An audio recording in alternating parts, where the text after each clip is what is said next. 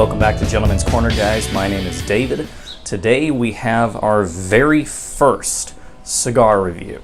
This has been a long time coming. I know people have been asking for this over and over and over again, and I just have not had the time or the wherewithal to go ahead and film it. But today we're finally getting to it. We're finally doing it. Today's cigar that we are reviewing is the Undercrown Connecticut Shade. This is one of the first premium cigars that I tried. The other one is the Insidious by Asylum, and I'll be reviewing that in the next couple of weeks at some point. I've got a slightly smaller one that I think is more manageable. But this is the Corona, which is a 5.5 by 46 with a Ecuadorian Connecticut wrapper, a Sumatran binder, and a Dominican and Nicaraguan filler. Let's go ahead and take a closer look at it really quick. Alright guys, well here it is. This is the Undercrown Connecticut Shade wrapper in the Corona size. This is a 5.5 by 46 with a Ecuadorian Connecticut wrapper, a Sumatran binder, and a Dominican and Nicaraguan filler. It is Criollo and Corojo. I hope I'm pronouncing those right. So let's go ahead and just take this wrapper off. There it is.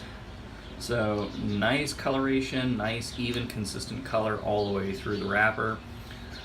There's a few veins that are visible, but it's not really all that bad. It's got a good firm feel. So I think this is going to be a good smoke. Alrighty guys, well let's go ahead and get this thing cut and toasted. Now, unlike a lot of reviewers, I prefer to use a punch, and I just keep this one on my keychain just because it's easy to get to. But I prefer a punch as opposed to a cutter, partly just because it's a little easier. I also prefer a slightly tighter draw. Let's go ahead and take the foot band off. So I prefer a slightly tighter draw, and that just translates well into the punch. So let's see how it...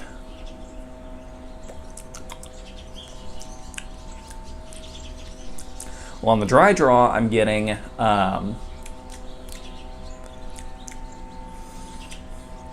of a smoky, I mean, obviously smoky, a lot of earth tones.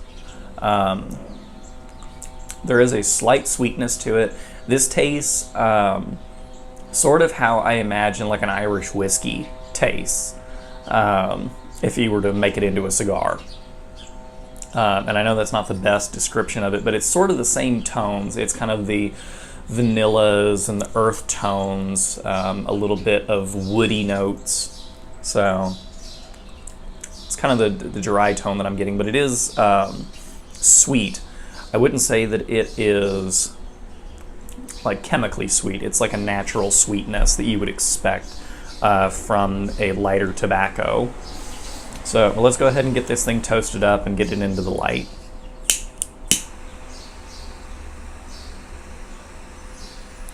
I'm using I guess this is a Jetline Firebird as my lighter today. With the wind has been so unpredictable lately that I don't trust using a soft flame. Okay, got that foot nice and blackened there. Let's go ahead and get it lit up.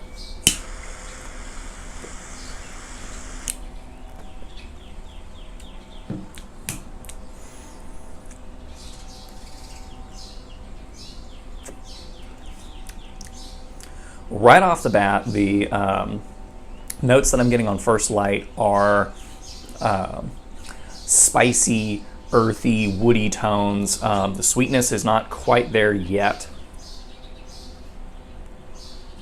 although I do feel that it's going to probably develop as I smoke through the cigar. So, yeah, I like this. This is not the first one of these that I've had. I've had several of these cigars in the last several months. touch up the foot there. There we go. So, but I'm going to go ahead and smoke this down into the first third and get back to you with an update. Alrighty guys, well I'm into the first third here, about 1.5 inches in, and the flavor has changed a little bit from first light. I know on the first light I was getting kind of real spicy, earthy, woody notes, and not a whole lot of sweetness, and now I'm getting some sweetness. It's a very pleasant, mild sweetness. This is a very, very creamy cigar. It does have some spice on it, which is really nice. Sorry, I've got smoke wafting all around my face because I'm in sort of an enclosed patio area, so it's not the best. But I would say that I'm getting, yeah, some spice notes, sort of similar to the notes that you would get from Perique and pipe tobacco, but it's very creamy, very, very smooth, a very light smoke.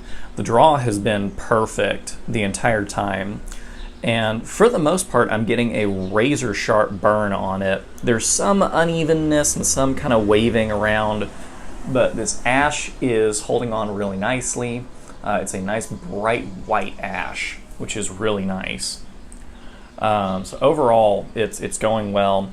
The other notes that I'm getting are starting into like kind of a coffee flavor.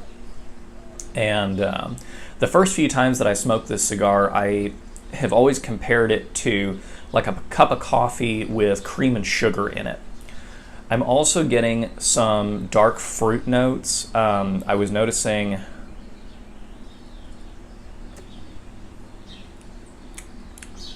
some notes of like cherry or plum in there.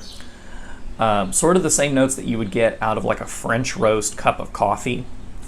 So overall I'm enjoying it, and we'll see how long this ash holds on. We're getting into closing in on 2 inches now that this ash has held on. I feel like it's probably getting ready to drop soon. So, but we will see. I'll check back with you into the second third. Alright guys, well I'm about halfway into the second third of the cigar, but I wanted to go ahead and just quickly do an update because this ash is ridiculous. You know, it is just holding on for dear life, and I'm super, super impressed with this ash. An update on the flavor, because there has been a flavor change dramatically. So earlier I had said that I was getting notes of cherry and coffee with creamer in it and things of that nature, and now that has completely gone away. The notes that I'm getting now are very woody notes, earth tones, and the coffee has receded into a black coffee instead of a coffee with a creamer in it. So it's very, very nice. It's still sweet, but again, it's a natural tobacco sweetness. This is not a additive chemical sweetness that I'm tasting, which is something that I would expect in something with like a pre-sweetened cap. That is not this. So this ash is just crazy. The burn is still nice and even all the way around the body of the cigar. It's nice and razor sharp. So I'm really, really impressed with this so far. So yeah, so I will get back to you as the flavors continue to change, and I don't feel like this ash is going to last a whole lot longer sitting here. I may have to ash this myself because I'm starting to get a little bit nervous that this is going to drop onto the floor and then I'm going to have to sweep it up later. But wow, I'm super, super impressed with the construction on this. This is remarkable. But I'll get back to you with another update in a second. Alrighty. Well, As you can see, the sun is coming out. We had a cloudy day earlier today, and so you might not be able to see me the best, just because the sun happens to be behind me, because it's roughly 10 o'clock in the morning. I have been out here for, I don't know, 45 minutes or so, 45 minutes, an hour, or something like that. And I'm getting into what I consider to be the last third of the cigar. I know that technically can go all the way up to about halfway through the band on this cigar. I tend not to smoke that close to the cap, just because to me at that point the smoke gets hot and I stop enjoying the cigar. But again, a nice white ash has formed in this last inch or so.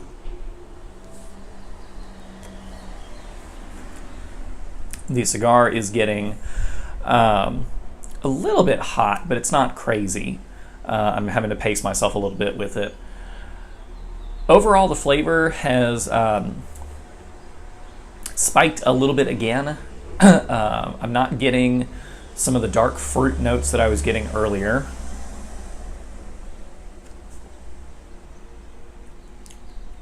I'm getting more of the coffee and wood notes, a little bit of leather thrown in there. But it's still very pleasant. It's still a very smooth cigar. The smoke has gotten a little bit harsher, but that just happens towards the end of the cigar anyway. But overall, it's been a good smoke. So I would highly recommend the Drew Estate Undercrown Shade. To me, this is a good morning cigar. It's not going to put you on your ass the way that maybe a Maduro would. This is not going to really hit you with a high nicotine level either. I'm smoking this on an empty stomach. I've been up since about 7 a.m. this morning, so I still have not had breakfast, and I mean, I'm noticing some nicotine, but it's not, gonna make me super dizzy or sick. I'm just barely starting to get lightheaded, and I'm already basically at the end of the cigar. So I would definitely recommend. The burn is still nice and crisp all the way around. So I would highly recommend the Undercrown Shade. You can get this at Pipes and Cigars, Cigars International, TNT Cigars, Cigars Daily I think now has it. So you can get this at pretty much any online retailer. And it's going to run you, depending on the size that you get, anywhere from about $7.25 all the way up to $8 or $9, just again depending on the size that you get. I'm smoking the Corona, and this tends to run about $7.50 a stick, but your mileage may vary depending on your state's tobacco tax laws. So